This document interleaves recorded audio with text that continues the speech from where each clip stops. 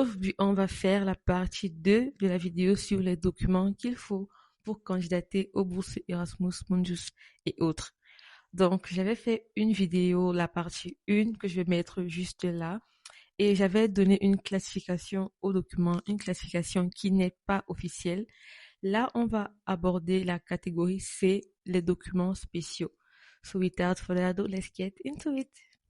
Parmi ces documents spéciaux de la catégorie C, on retrouve notamment l'apostille, la preuve de résidence, le statement of purpose ou letter of purpose, le portfolio, une explication du système de notation de votre université ou de votre grande école, vos certificats de travail, de stage ou de volontariat. Et on retrouve également le Personalized Training Plan. Donc, on va voir ce document dans les détails un à un. Et là, je vais commencer avec l'apostille. Donc, pour ceux qui sont déjà allés dans le catalogue et qui ont regardé les documents requis, certains d'entre vous ont peut-être vu l'apostille. L'apostille, en fait, c'est une sorte d'équivalence de votre diplôme dans le pays où vous allez faire la formation. Dans mon cas, vu que j'allais faire un semestre en Espagne, à Madrid, j'avais besoin de l'apostille parce que le système éducatif que nous avons au Cameroun n'est pas le même système éducatif qu'ils ont en Espagne. Ça veut dire que je dois prouver que ma licence, dans mon cas, est équivalent à leur licence, est équivalent au diplôme qui me donne le droit d'entrer en cycle master en Espagne. Maintenant, il faut savoir qu'il y a certains pays signataires d'un traité qu'on appelle le traité ou la convention de la Hague. Et les pays qui sont signataires de ces traités ont une certaine facilité à faire cette apostille. C'est une simple procédure qu'ils peuvent faire en ligne.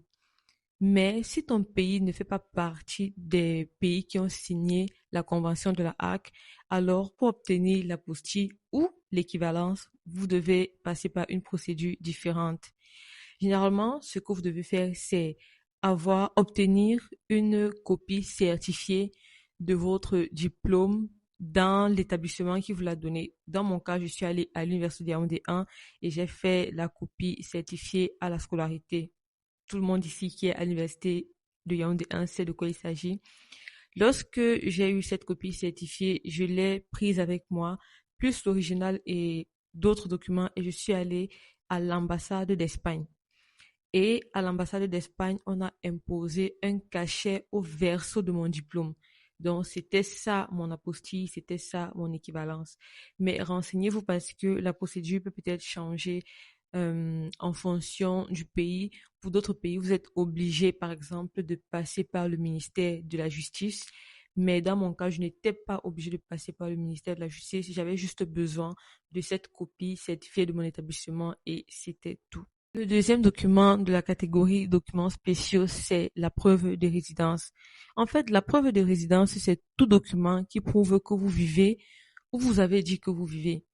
Lorsque vous remplissez le formulaire de candidature aux bourses, à n'importe quelle bourse même, on vous demande toujours d'entrer votre adresse, d'entrer votre ville de résidence, d'entrer votre pays de résidence.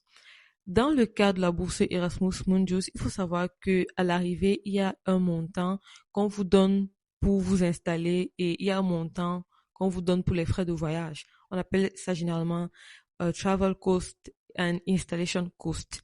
Maintenant, le montant des travel cost qu'on va vous donner sera différent en fonction de l'endroit où vous viviez avant d'arriver à l'université, à l'endroit où vous allez fréquenter. Donc, si vous viviez très loin, on définit généralement une certaine distance, alors vous aurez un montant supérieur à quelqu'un qui vit plus proche de là. Et également, si votre lieu de résidence se trouve dans le même pays où le programme aura lieu, vous n'avez même pas d'indemnité parce qu'on considère que vous n'avez pas eu besoin de trop dépenser pour arriver sur le lieu des cours.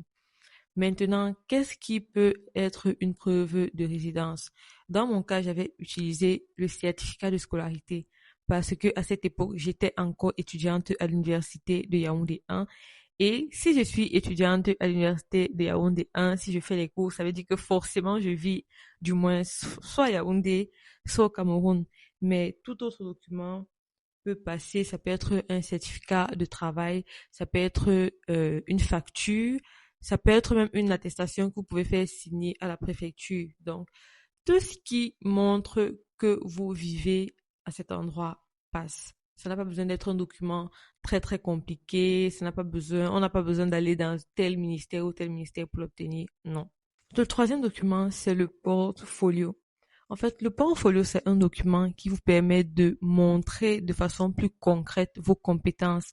Et c'est un document qui est généralement nécessaire pour des personnes qui font des formations ou des métiers qui ont trait au design, à l'architecture, à la créativité, à la conception, les métiers techniques. Je parle ce principalement aux architectes, aux designers, aux producteurs, aux journalistes, aux développeurs, aux photographes et tout cela. Donc, si vous faites partie de cette catégorie de personnes qui font des métiers qui ont trait à la créativité, à la conception, vous avez besoin d'un portfolio.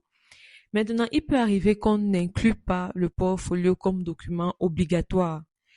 Et voilà, vous n'êtes pas obligé de le fournir, mais si vous faites partie de cette catégorie et que vous avez eu à faire de bonnes activités, je vous conseillerais de toujours l'inclure au niveau de la catégorie documents supplémentaires. Au niveau de cette catégorie, on dit toujours veuillez soumettre tout document que vous pensez être en accord avec votre candidature. Donc, dans cette catégorie, même si on ne vous l'a pas demandé, mettez toujours votre portfolio si vous faites partie de cette catégorie de formation ou cette catégorie de métier. Le quatrième document, c'est la Letter of Purpose ou Statement of Purpose en abrégé SOP.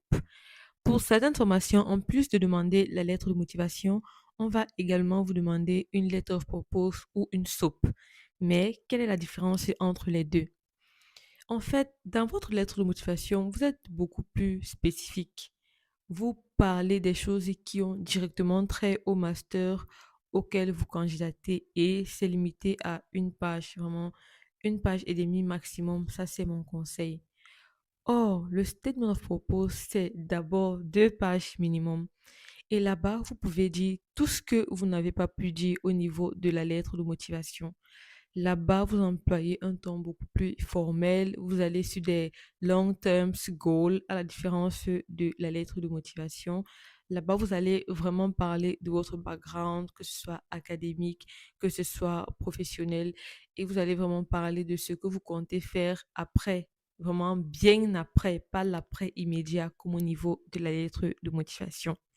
Je vais prendre un exemple simple. Au niveau de la lettre de motivation, pour mon cas, qu'est-ce que je vais dire? J'ai candidaté au Master Erasmus Mundus Sarena Safe and Reliable Nuclear Application.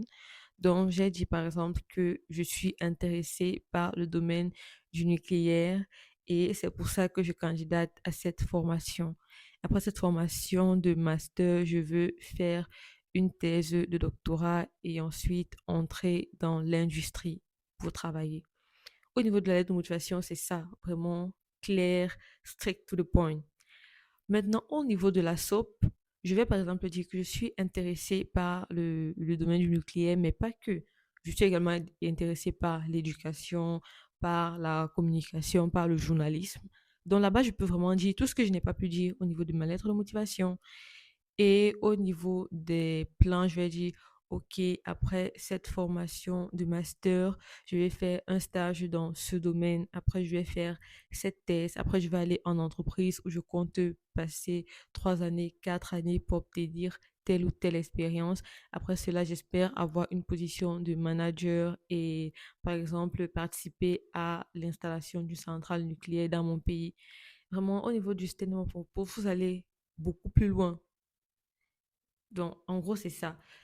Prenez un peu le statement of purpose comme un format A0, A3 et le cover letter comme un format A4. Donc, c'est le cover letter, c'est une partie du letter of purpose ou du statement of purpose. Donc, c'est un peu ça la différence. Après, on aura l'occasion dans une vidéo de parler uniquement du statement of purpose. Je vous donnerai les orientations, les tips pour rédiger une très bonne un très bon statement of purpose ou une très bonne letter of purpose. C'est comme vous voulez. Certaines formations demandent également ce qu'on appelle un personalized training plan. En gros, c'est un peu comme votre plan d'attaque pour cette formation. C'est comme si vous vouliez construire une entreprise et on vous demandait quel est votre business plan. Donc, votre personalized training plan doit s'étaler sur le temps. Vous devez être en termes de temps, en termes d'objectifs, en termes de ce que vous comptez faire après cette formation, de ce que vous comptez même faire pendant la formation. Je vais vous donner un exemple. Dès le moment que vous allez entrer dans la formation, qu'est-ce qui va se passer? Quels sont vos objectifs sur le plan académique? Dans le personalized training plan, vous pouvez dire, par exemple, mon objectif est d'avoir telle moyenne. Ça fait partie du personalized training plan. Vous pouvez également dire, voici comment j'envisage étudier votre stratégie d'étude. Voici les formations que j'aimerais faire. Voici les trainings que j'aimerais faire. Voici les conférences auxquelles j'aimerais assister. Voici les cours que j'aimerais prendre. J'aimerais, par exemple, à la fin, publier tel papier. Donc, c'est vraiment comme votre business plan pour cette formation. Et là, vous pouvez également dire que, voilà, j'aimerais participer à telle conférence parce que à la suite de cette conférence, j'aurais eu telle connaissance, j'aurais eu telle compétence et ça va me servir pour telle chose. Et pour pouvoir participer à cette conférence, j'aurais besoin de tel financement, j'aurais besoin de tel montant. Vous mettez donc en exergue comment la bourse va vous aider.